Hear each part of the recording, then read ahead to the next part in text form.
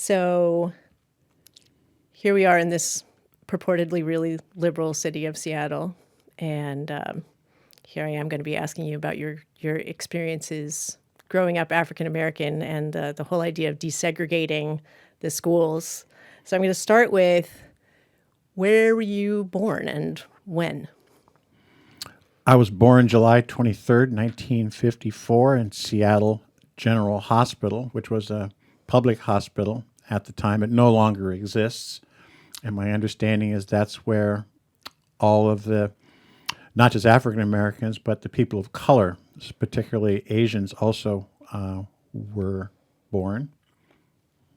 Do you know any stories about your birth? Did anybody share those with you? None. Don't have any stories about that. No. Because I know you have a story about finding your birth certificate. Not necessarily a story. I just remember seeing it at some point, and the identity that really stuck out on it was when it said race, it said Negro. You know anything else about the hospital? Other than it being a public hospital, no, I don't. And mom didn't tell you any stories about it. Didn't tell me any stories, which was, I think, pretty normal for African Americans of prior generations. Is they kept a lot of the stories, personal stories, especially if they were negative to themselves. I wouldn't say much like war veterans coming home. Weren't talking about battles and things that maybe dug up negative emotions, negative thoughts. Yeah. You lived in the house that we had our kids in. It was your baby house on Franklin Avenue, and that was an all-white neighborhood. And I know that you were brought there when you were 9 months old. Mm-hmm. And I'm wondering what it was like being there. What was it like growing up in a neighborhood where nobody looked like you? Well, to back up just a little, my father and mother moved here when I was just born, just before I was born, and my mother being very light-skinned, along with the people that my father worked with, she was able to pass. So we were able to buy the house that was outside the Red Line district here in Seattle, and so we lived in a neighborhood that was exclusively white. The neighbors directly to the south were particularly and memorably upset. I remember their kids throwing rocks at my brother and myself, and they eventually moved. They left, and ironically, an Asian family moved in after that, and they owned actually the little bodega down the street. And they became friends? Did they have kids your age? They became friends. The youngest was my younger brother, Evan's age, and the next one up, Robert or Bob Wong, was a year, maybe a year and a half older than myself. And then they had two older ones, Lucy and Woody. And they, when you're at, say, 10, if someone's 13, that's miles apart, and you really Yeah. don't know much about them other than they're part of that family. Yeah, I get that. How in the world did they, I mean, you said your mom passed, but how did they get around all those covenants? There must have been somebody behind the scenes on that one. Well, my father got his undergraduate degree as a divinity student, so he moved to Seattle with a very liberal church called Church of the People. So it was with the administration's help that they helped secure that house on Franklin Avenue. So he was not just involved with that church, though. He was part of CORE and other organizations, right? As time went on, he got very involved with CORE, the Congress of Racial Equality, and actually led that group out here in Seattle. And then went to a neighborhood help program called the Atlantic Street Center. And then from there, he went on to an organization called CAMP, the Central Area Motivation Program. So the central area was the black part of town.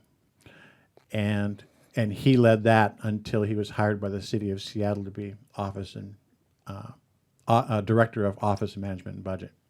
Well, that takes me back to that question. What were you doing in that neighborhood when he had ties to the CD?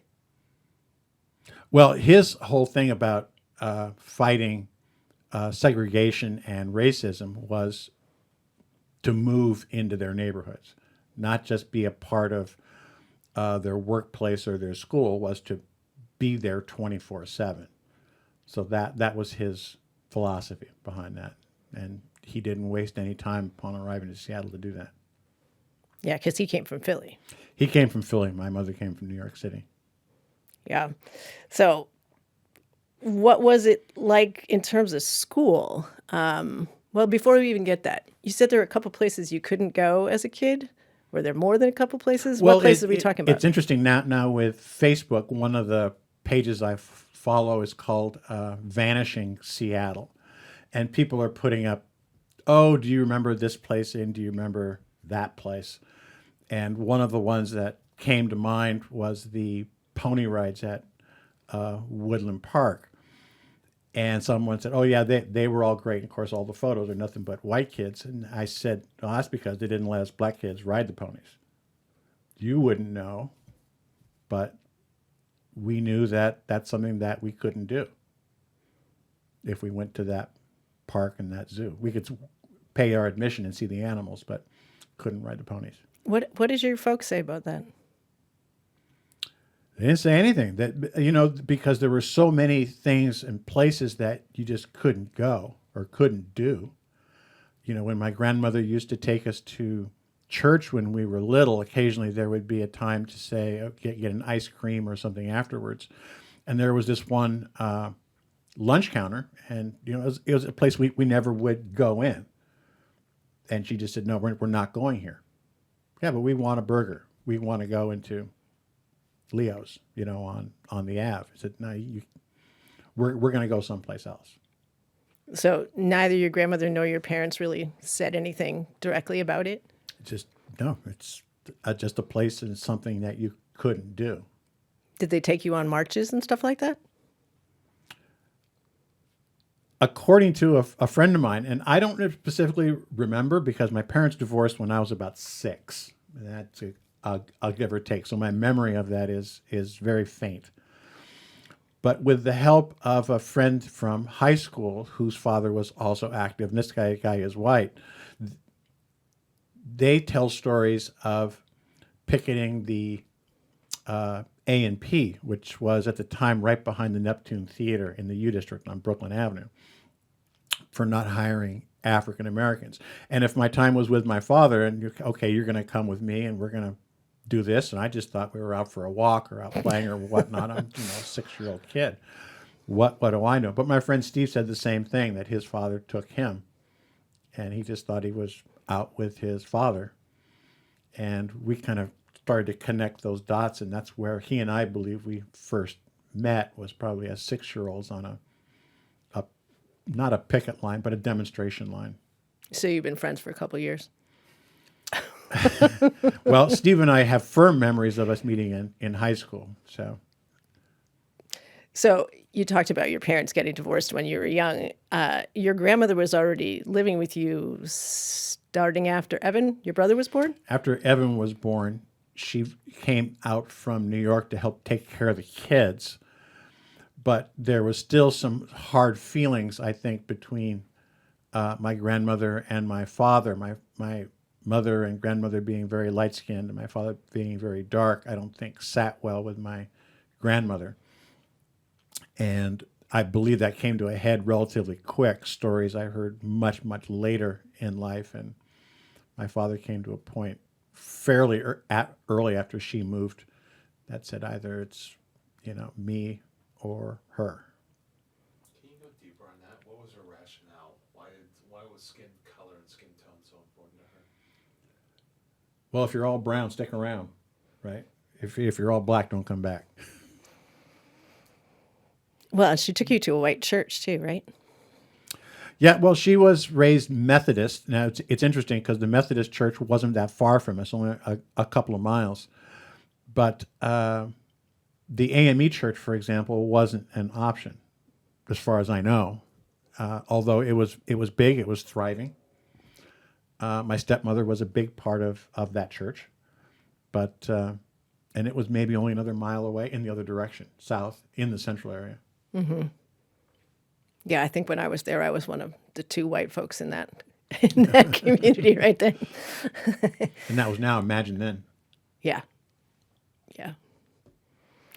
So, did your grandmother ever say anything about your father? Because I remember you saying that your father had to pick you up at the bottom of the steps as opposed to coming up to the door. Yeah, he never came into the house, and my mother or grandmother never went out to the car. It was never a happy moment. It was something that we just grew up with and thought was normal. You know, if you think riding the ponies is normal, answering the car honk from my father pulling into the driveway was another one of those normal things. Was your father able to kind of keep that normalized? I mean, was there talk about that No, at the other house? there was no talk about it. He never talked about their marriage, their relationship, good or bad. He just said it was time to move on. So there wasn't any mudslinging. From my mother's end, that was a little different. She espoused a lot of hate. What did that look like? Well, she said when I got married the first time, she said, well, if he's going to be there, I just might thrust a knife in his chest. Yeah, that's pretty hostile. Yeah, yeah. And your father was such a gentle, lovely person. Well, he is for us that aren't married to him. Well, that's true. I was never married to your dad. So you know, we were the visitors, like the grandparent. You know, go by and see all the best, and whew, I'm glad they're gone. You know, kind of thing. Who knows? Well, I didn't get to know your dad very well, but I spent a lot of time, as you know, with your stepmom, Felisa. We were pretty close, all of us. And, well, Yes, she she was was certainly stern, but she was not. She was a glue for the extended Hundley Wilson clan, Yasutake clan here in the greater Seattle area. I remember with all she went through growing up in Arkansas and all the things that she told about serious segregation. And she used to be so proud walking in and being able to sit with me in the theater wherever we darn wanted to and all that kind of stuff. And she was the one that made it possible for me to be in your family, I think. Aside from campaigning that we get married, it started that first day in Thanksgiving when she wouldn't let me, she kept her hand on my hand on her shoulder, and I would barely got to go to the bathroom that day because she wanted to make sure the family was going to accept, because she had decided for a lot of reasons that she'd stamped me. So I wasn't going to go anywhere, which I appreciate still today. So you ended up going to Seward, which is where That's a couple of our kids went. the local elementary school, which is only a few blocks from the Franklin house. So what was that like? What was elementary school like for you? Well, the one memory that comes to mind is in the second year I was there, they began building the interstate. So we had to cross the interstate construction. But as far as the people were concerned, well, let me even back up further. The first year I was supposed to go, I was to attend kindergarten, and the levy failed. So the funding mechanism in Seattle, and I believe in a lot of Washington State, and I don't know about other states, is there's a basic budget for basic funding, and for other kinds of funding for the school, the school districts had to put out levies that needed to be approved by the voters. And that year, the levy failed. Failed repeatedly. So the following school year, without the funding, they canceled kindergarten. They cut that out. So I had to go to a private kindergarten in the U District. And so that was my first experience, walking into, here's a whole bunch of new kids. And my brother Evan was there because he was a preschooler, which they took in. And we were the only dark faces. and it's a little bit, you walk in and everybody stops and looks at you. It's like the old Western, when the piano stops and they look at you walking through the swinging doors in the front. And there was, heckling, teasing. I remember having a straw cowboy hat that another kid stole. Yeah. How about Good. that feel being othered and separated? Can you talk to Abigail, please? Well, it feels terrible to be picked on like that. But before then, your life is pretty much at home.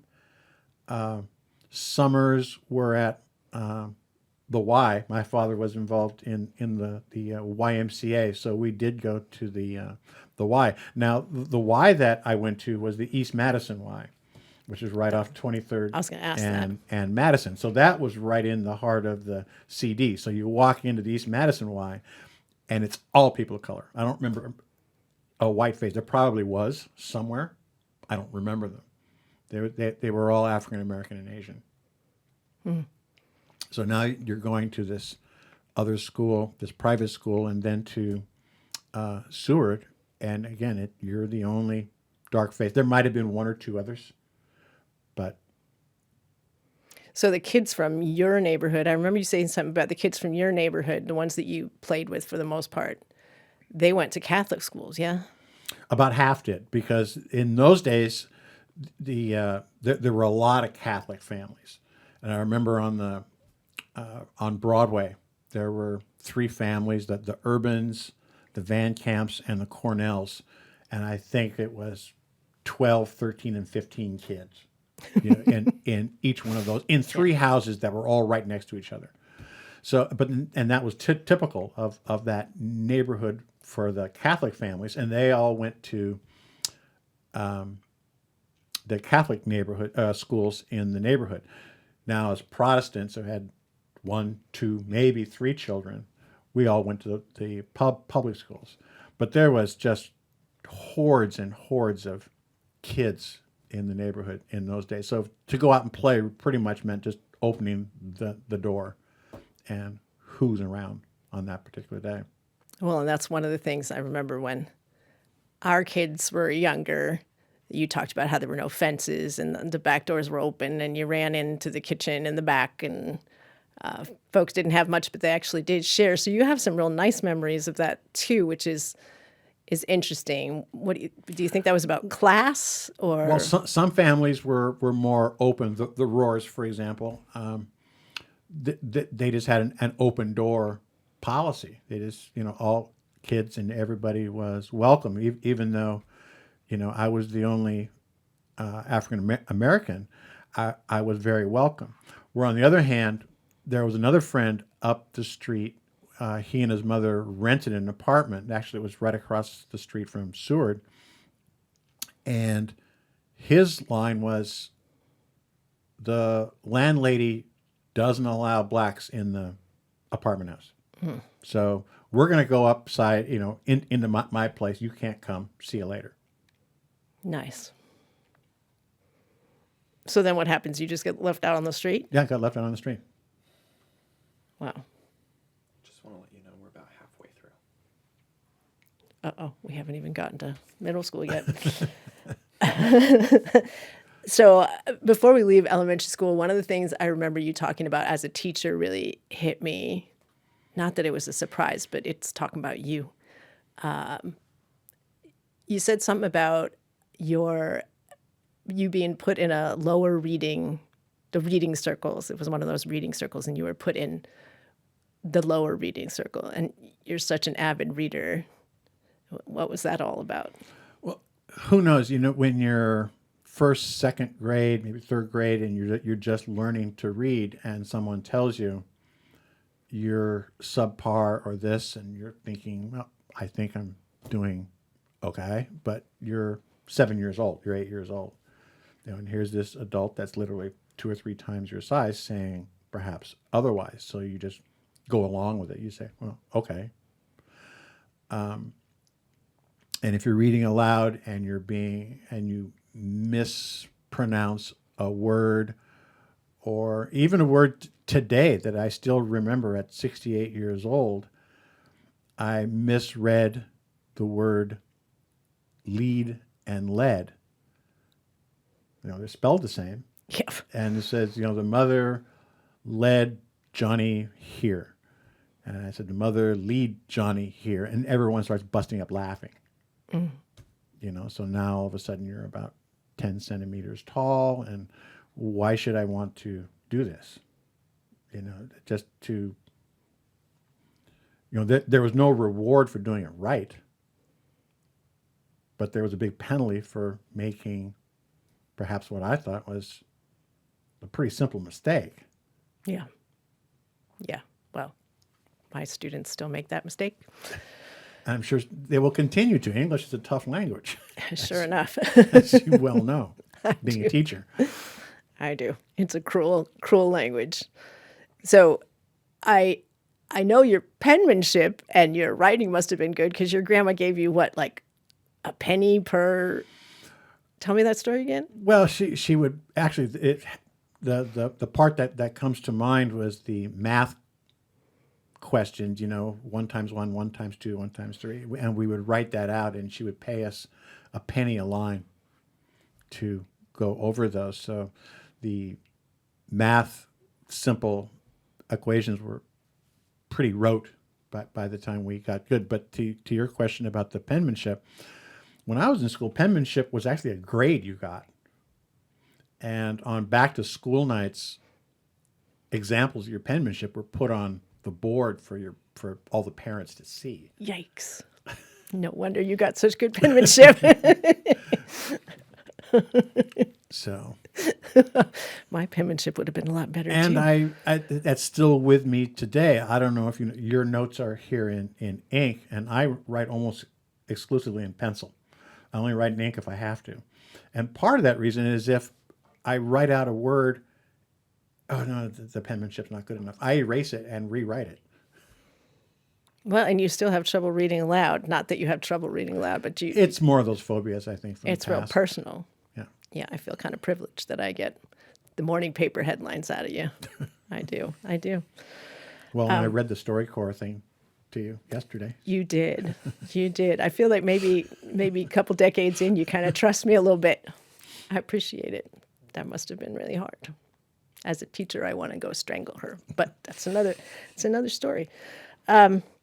So you went to Hamilton for middle school, and then you went to Lincoln for high school, and it was like you were getting more and more into these white neighborhoods. It was like you were going through the tunnel and getting whiter and whiter, and It's hard to get any whiter than what it was. it's hard to get any whiter. No, I get that. But you've got all these, unlike me, partly because I left New York, but unlike me, you have all these friends from middle school and high school, especially high school. How did that happen? Because I think about you as that little kid who's got to wear all this armor, and yet you have these really close friendships with a lot of them are white kids. Well, we're white kids. They're not kids anymore. But how did that work? Well, how did it work? Well, all I can do is I guess tell a story, and one of the ones that you and I were talking about in the car on the way was when I was a junior in high school and on the tennis team, and my brother Evan was a sophomore and on the tennis team. And the number one player on our team was also the number one player in the state. Well, And he was a part of the Seattle Tennis Club. And the Seattle Tennis Club is on Lake Washington, and it was what they call exclusive. So at the time, they had no members of color, of any color. well, they had white people. So he was playing in a separate tournament, and they have indoor courts there at the Seattle Tennis Club. And he invited Pete and I and Evan became pretty close, and he invited us to watch him play. So Evan and I were reluctant. Here we are going to drive down to Madison Park, which is among the whitest of white neighborhoods in Seattle. Very Pretty exclusive. wealthy, right? Yes, Pretty wealthy. and on Lake Washington. So we reluctantly go, and just like the first day of kindergarten, we walk in, and it was just, you could hear a pin drop. Everyone stopped, looked at us. It seemed like days went by, but it must have only been several seconds. Pete was warming up on the court, turned and saw us, stopped his warm up, came between us, put his arms around both of us, and said to everybody, now this is a 16-year-old kid doing this, and said, these are my friends and you'll treat them with respect. And then went back, finished playing, and won the match. But that's, one of the examples of people just maybe giving you the tip of the hat and acknowledging you that you're in the room, but not letting you in the house, so to speak, to go back to that other analogy. Pete put his entire reputation on his line by going in front of that membership and doing that. So I've told that story many times, most recently probably last year again when I saw Pete when he came up to visit us at the house. And he just rubs it off and he says, well, that's just what you do. Come on.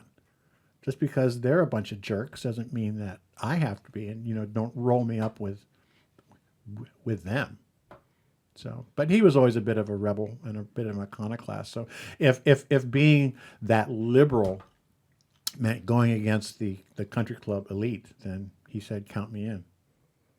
How in the world did your brother and you ever get into tennis? Because growing up in New York, that was like the rich white people sport. So what in the world were you doing? After my parents divorced, my mother needed to make obviously more money. So one of the things she did was began teaching over the summer at the University of Washington. And one of the things that the U offered were a lot of programs for kids. So she enrolled Evan and I into a host of mostly sports-oriented programs. We took art classes, we took wrestling classes, and we took tennis classes. And he and I kind of liked it. There was a couple of tennis courts behind at the public park across the street from Seward. And we just took our little, $5 rackets up there and started hitting the ball around. And then when tennis became an option in high school, hey, why not? The only thing I can really do.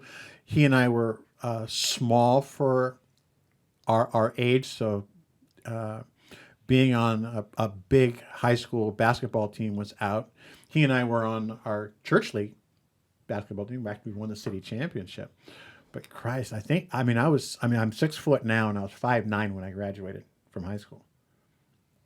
So we were on the small side, and the kids that were really good at that level, baseball and whatnot, were really good.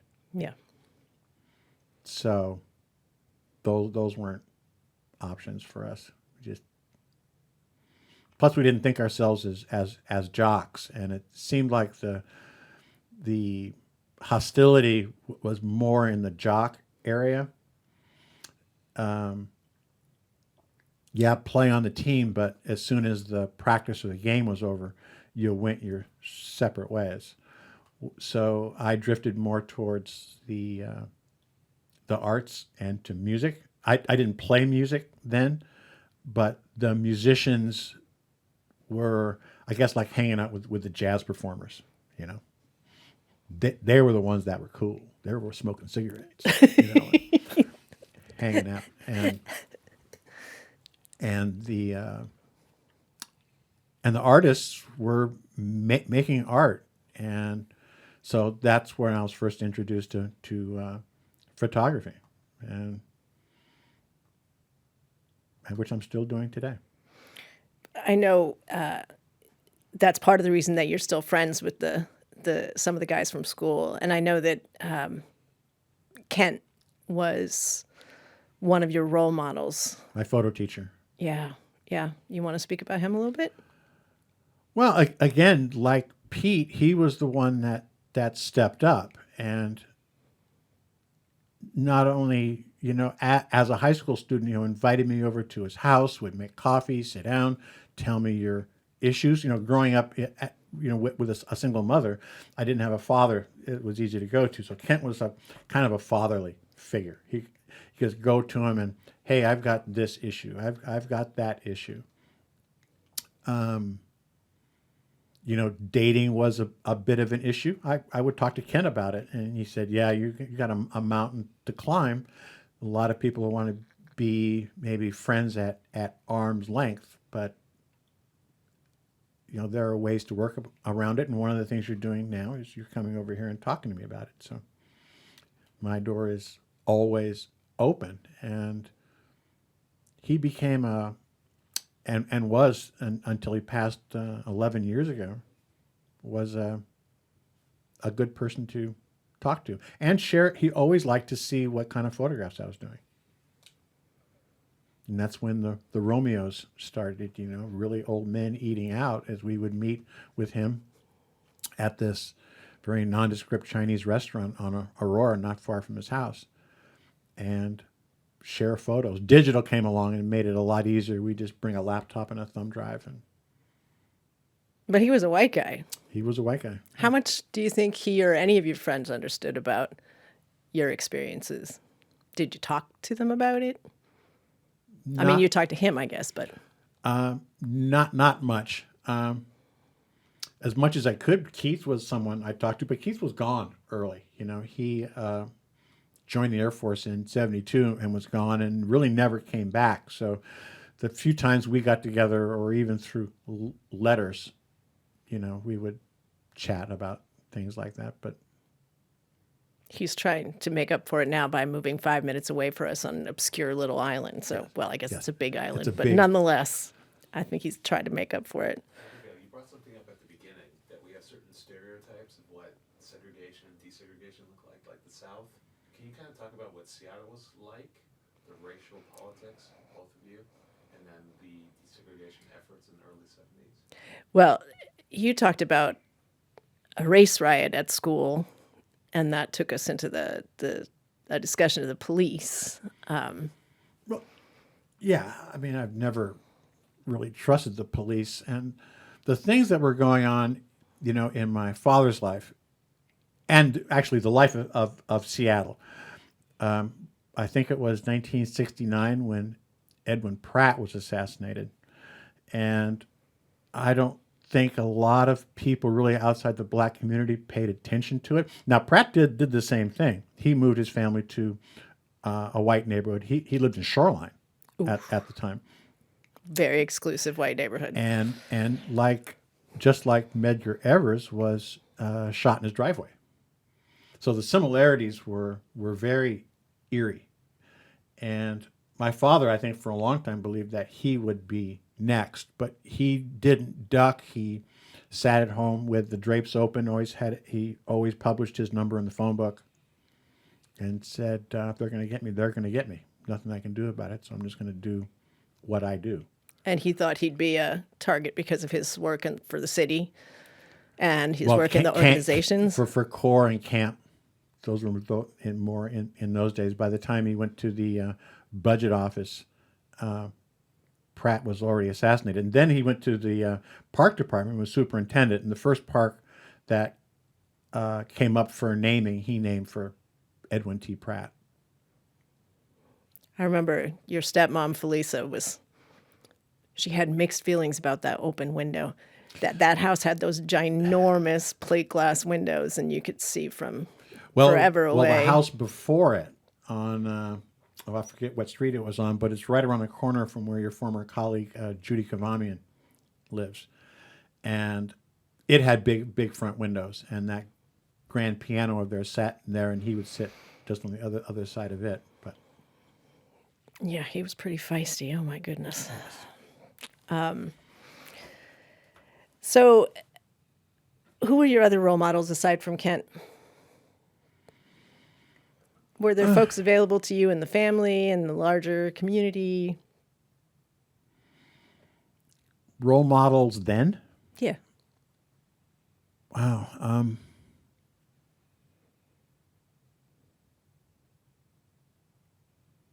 Role models. I don't think Kent became a role model then as much as years afterwards, especially after I moved to California to attend college. That's when he and I began to talk more as a role model. But a role model during that time.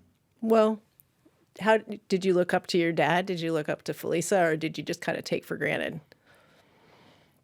Probably a little bit more of the latter. I don't think I really appreciated them as parents or as people or as elders until several years after I got out of school.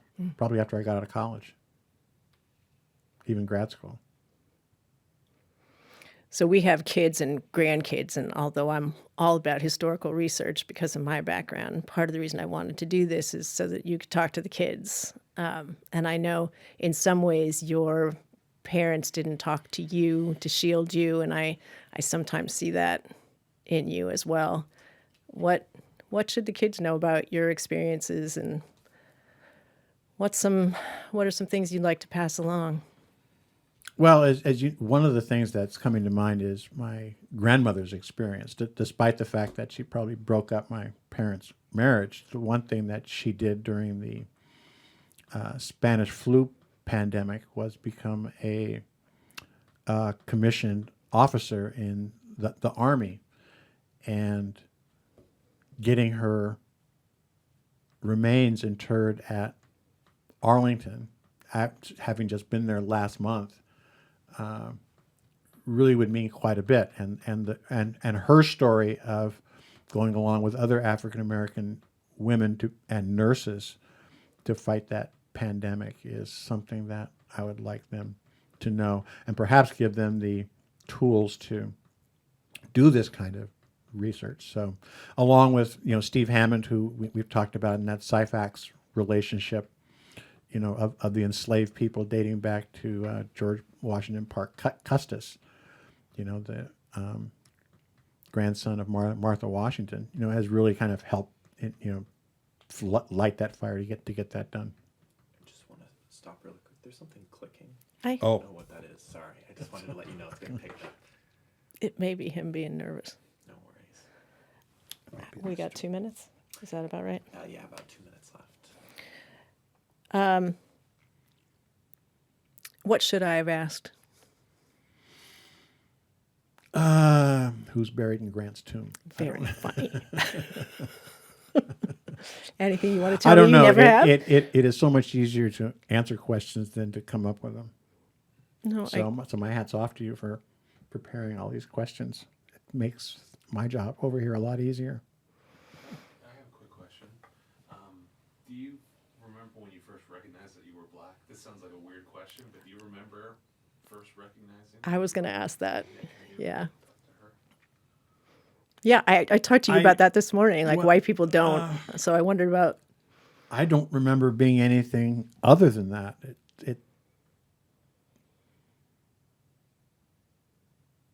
It was always about we are different. You walk out the door, and the world is going to see you differently. From the talk, about dealing with the police. Keep your hands in the steering wheel. Polite language, simple yes, no, sir. When you were little, do you remember thinking about how light your mom was compared to your father, or for that matter, you? Well, yes, but come from a family with people of all shades, so I didn't necessarily think one way or the other about that. It's just I knew she was African American. But you didn't pick up on the relative privilege at that time. No, it's not like part of the Capital C Club in New Orleans, if you know about that. So, no. So, and do you remember the first time you had, I mean, it must have been pretty little when those stones were getting thrown at you. Do you remember when there you was started always- equating it? There was always being picked on, whether it was the stones from the neighbors, whether it be on the schoolyard, there was always some little prodding kids singing songs about natives and directing it at you. So you equated your appearance and things that were being done to you pretty early on then. Oh, sure. I mean, so you're the only person of color on a playground of 50, 60 kids, and they're pointing it at you. That was pretty easy to connect those dots. Do you remember seeing those restaurants like we're up by where Evan lives with the, what was that Oh, like weird Sambo image with the Coon chicken? Kitchen? Yeah, yeah, I didn't realize it was named that. That's lovely. No, you're talking about Sambo's, I think. Oh, even better. I remember Sambo's. So you remember that as a kid saying that? Yeah, I was in high school, I think. Maybe junior high. It's on Aurora. We have to wrap momentarily, but I want to ask one last question. Can you compare, now that you're a grown man and you have children and grandkids, it sounds like, 3. what it was like growing up back in the 60s, 70s, that racial moment, and then comparing that to today, where policing and things like that are still an issue for black communities? Well, I forgot who said it, but I agree with 100%. I don't know if it was Chris Rock or Denzel who said the only thing that's changed, I think, since then is the cell phone. So we're able to record it. But I think the same things happened. There were times when, kids would come to school and they'd be beaten up, and so you got into a fight and they would just say yes, and you find out later that maybe the cops beat them up, or they were told not to say anything, and they were scared to death, so they didn't say anything. Anything else you'd like to say to one another before I stop the recording? I'm answering questions. I don't. All right, I'll say it then. I love you dearly and I respect you very, very much. And I know it took a lot to tell your stories. Well, no, and I'll say that when I got the response from Diane about doing this, you were my first choice. One, because you're my best friend, and two, you have the skill to pull this off. I mean, look how orderly you are. You have these pages of notes, and I think you did a fabulous job. Thank you. I was honored.